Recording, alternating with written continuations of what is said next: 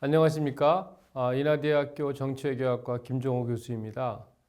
지난 제5주차에서는 한국의 문호개방 과정과 조일수 조교 체계에 대해서 살펴보았습니다. 이번 제6주차에서는 문호개방 이후 한국의 국내적 갈등과 대응으로서 1882년 발생한 이모군란과 1884년 발생한 갑신정변에 대해서 살펴보도록 하겠습니다. 그에 앞서 먼저 제1차 시에서는 지난 제5주차 강의를 다시 한번 요약해서 설명하도록 하겠습니다. 지난 제5주차 강의의 대주제는 한국의 문호개방 과정이었고, 그것을 다시 크게 서양의 침입과 양의체계 강화, 그리고 한국의 문호개방과 국제조약의 체결, 이렇게 두 부분으로 나누어서 설명드렸습니다. 먼저 서양의 침입과 양의체계 강화는 1866년 발생한 병인양요와 1871년에 신미양요를 중심으로 강의를 진행했습니다. 1866년의 병인양요에 관해서는 우선 프랑스 신부 6명을 비롯한 대원군 정권의 대규모 천주교도 탄압과 박해를 그 배경으로 설명했습니다. 이에 대한 청나라 중재 실패 및 중국 주재 프랑스군의 출병과 제1차 및 2차 침입에 대해서 강의했습니다. 특히 제2차 양화진 전투에서 한국군이 승리하자 대원군이 종로에 척화비를 세워서 쇄국 양위 정책을 노골적으로 표명했음도 설명드렸습니다. 그리고 이러한 병인양요의 결과로서 첫째, 척양척사 사상의 고취로 한국 내 쇄국론이 더욱 강화되었으며 대원군은 이를 자신의 정치적 입지를 강화하는 데 이용했고, 둘째, 제2차 침입 때 양화진까지 프랑스 군함이 침입한 것에 대해서 이것이 결국 천주교도 때문이라는 이유를 들어서 양화진 근처, 즉 현재의 절두산에 새로운 형장을 만들어 천주교도들을 더 많이 학살하게 되었다는 점을 설명했습니다. 다음으로는 1871년에 신미양요에 대해서 강의했습니다. 먼저 배경으로서 1866년 3월과 8월 그리고 1868년 5월 등 세 차례에 걸쳐 미국인을 포함한 독일인 상인 오페르트 일행이 한국을 방문해서 통상을 요구했고, 특히 세 번째 방문 때에 대원군의 아버지 남정군의 묘를 도굴하고 관청을 공격하는 행위를 함으로써 이것이 결국 대원군의 분노를 일으켰고 보다 강력한 쇄국정책 실시의 요인이 되었던 것이다 라는 점도 설명드렸습니다. 또 하나의 배경으로서 신미양요 발생 시 미국 측 출병의 직접적 명분으로 활용되었던 1866년의 제너럴 셔먼호 사건에 대해서 살펴보았습니다. 미국 국적 선박 제너럴 셔먼의 한국 방문이 있은 후 병인양요 때 제2차 프랑스 침입 시기의 즈음에서 제너럴 셔먼호로 보이는 배가 한국 내에서 불타서 침몰했다는 소문이 났는데, 이에 대한 조사의 명분과 당시 미국의 적극적 대정책에 의해서 중국 주재 미국 공사 및 일부 군대와 일본 주둔 함대가 연합해서 한국에 오게 되었다는 사실을 강의했습니다. 그리고 1871년 5월부터 6월에 이르는 기간 동안 한국 정부와의 협상 실패와 강화도 지역에서의 전투 발생, 그리고 55명의 한국의 희생자 발생과 미국군의 중국으로의 복귀 등을 내용으로 하는 신미양요의 구체적 전개 과정을 설명했습니다.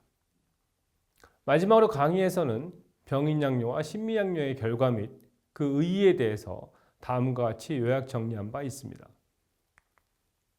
첫째, 병인양요와 신미양요는 한국의 대서양 세력과의 최초의 직접 대결이었고, 둘째, 병인양요와 신미양요 이후에 한국 내 쇄국 양위 정책이 강화되었으며, 셋째, 그 결과로서 한국 정부의 천주교 박해가 심화되었고, 넷째, 일시적 전투의 승리에 대한 한국 대원군 정부의 지나친 자만심이 고조되었다는 것, 이런 것들에 대해서 제가 설명드린 바 있습니다. 제5주차 강의의 두 번째 주제는 한국의 문호개방과 국제조약, 즉 조일수호 조교 체결에 대한 것이었습니다. 이를 위해 먼저 조일수호 조약 체결 이전에 국내의 정세에 대해서 살펴보았습니다. 먼저 국내 정세의 변화로서 대원군의 실각과 고종의 친정 시작에 대해서 설명드렸습니다. 그리고 대원군의 구체적 실각 요인으로서 첫째, 당백전, 원납전 등 화폐 발행을 통해서 국내 경제에 혼란 및 침체를 가져왔고, 둘째, 경복궁 중건에 대한 일반 대중의 불만이 너무 컸고, 세 번째는 1865년 만동묘의 철폐와 1871년 서원 철폐에 대한 유생들이죠. 유교를 따르는 양반 선비들이죠. 유림의 반발이 심해졌기 때문이라고 설명드렸습니다. 이와 함께 대원군 실가의 결과 고종의 왕후, 즉 대원군의 며느리인 민비 세력이 정치적 전면에 등장하게 되었고, 그동안 지속되었던 한국 내 극단적 쇄국론이 일부 쇠퇴하는 분위기가 조성되었다는 점도 강조했습니다. 다음으로는 대외 정세로서 먼저 일본의 상황에 대해서는 명치유신 이후 중앙집권적 근대화를 위한 개혁 조치에 대해서 다시 한번 간략히 설명했습니다.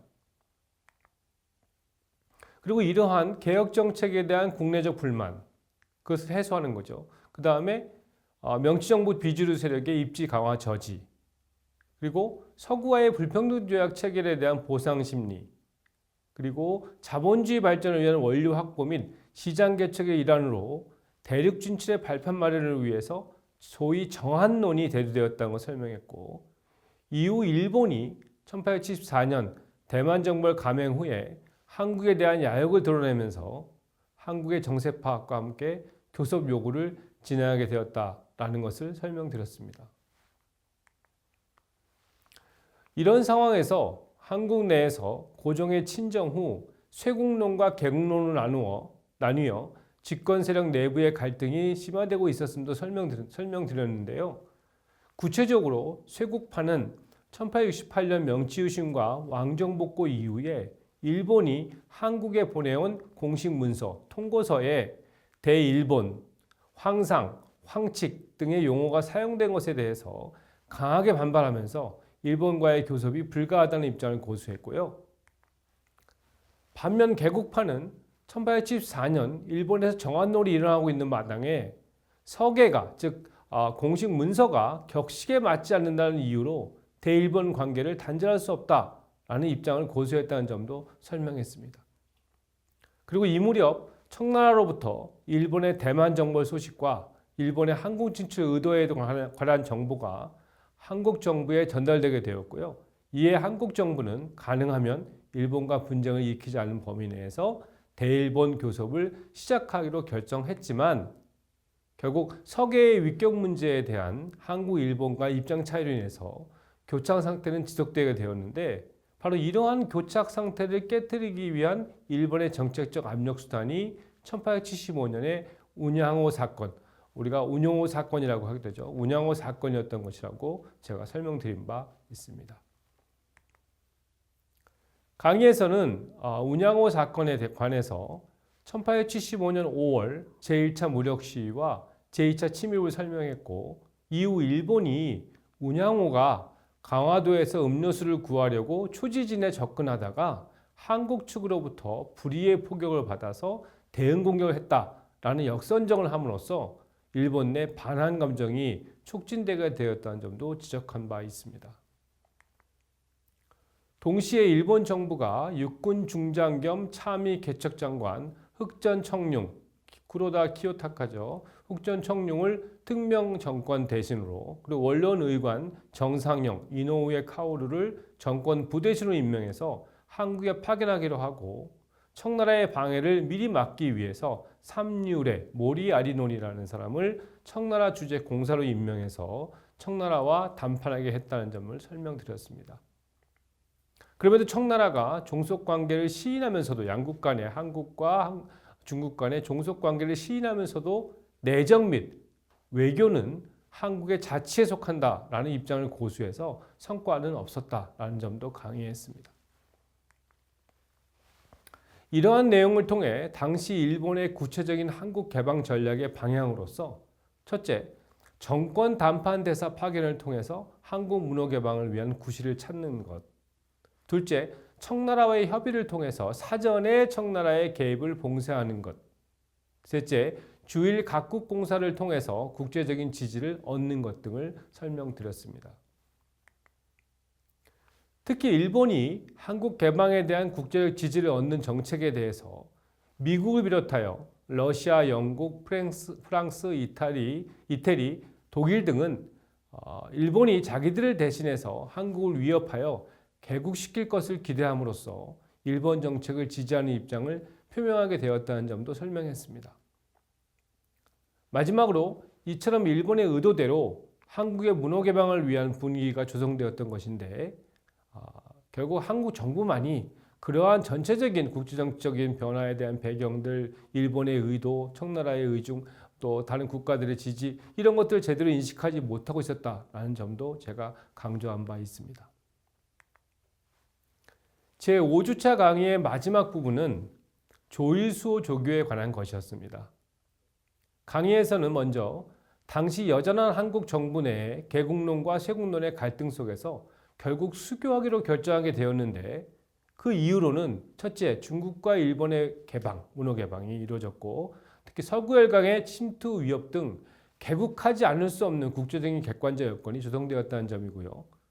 둘째는 전권 대신과 함께 온 4,000명 병력을 지닌 일본의 무력 시위에 대적할 수 없는 한국 국방력의 열세를 인식하고 있었고요. 한국 정부가요. 셋째는 개방하지 않고 쇄국론 및 척화론을 지속할 경우에 결국 실각한 대원군이 다시 세력을 형성할 위험성이 컸고 네 번째는 청나라 정부가 특히 이용장을 비롯한 청나라 정부 인사들이 개국의 필요성을 권고했고 다섯 번째는 친정을 시작한 고종과 일부 개국파의 의지가 굉장히 강했다라는 점 등을 들 수 있다고 설명했습니다. 그리고 다음으로 조일수호 조교의 내용을 보다 구체적으로 전문부터 자세히 살펴보았는데요. 그리고 마지막으로 조일수호 조교의 의의와 영향에 대해서 다음과 같이 말씀드린 바가 있습니다. 첫째, 조일수호 조교는 한국이 외국과 체결한 최초의 근대적 조약으로서 한국 근대의 시작점이라는 의의를 지니고 있고 이건 제가 1주차 강의에서도 강조한 바 있죠. 둘째, 일본에서는 서양 제국주의 국가들을 모방하여 불평등 조약을 타국에 강요한 최초의 조약으로서 1858년 체결된 영일수호 통상조약의 내용을 그대로 모방한 것이었음을 이해할 필요가 있으며 둘째, 조약 내용에 나타나는 의미로서 제1조 조선의 독립국가 인정은 한국과 중국 사이의 전통적 주종관계를 단절시켜 한국에 대한 청나라 간섭을 배제하려는 목적에 사유된 것으로서 이는 1874년 체결된 프랑스와 비엔남 간 화친조약의 내용을 모방한 것이었고 또한 제4조와 5조의 부산, 원산, 인천의 개항은 향후 일본이 군사적 경제적으로 한국에 침투하기 위한 포석의 의미가 있었다라는 점을 설명했습니다. 또한 제7조 항행권과 측량권 인정 조항은 군사적 침략을 위한 준비의 의미이며 제10조는 치해법권과 영사재판권에 관한 것으로 불평등 조약의 대표적 조항이라 할 수 있는 것이었다는 점도 강조했습니다. 결론적으로 조일수호 조교의 체결은 한국에게 있어서 근대로의 시작을 알리는 중요한 기회였으나 동시에 이후 한국의 정치 외교에 있어서 혼란의 출발점이 되었음을 설명드렸습니다. 이상으로 제1차 시 강의를 마무리하도록 하겠습니다.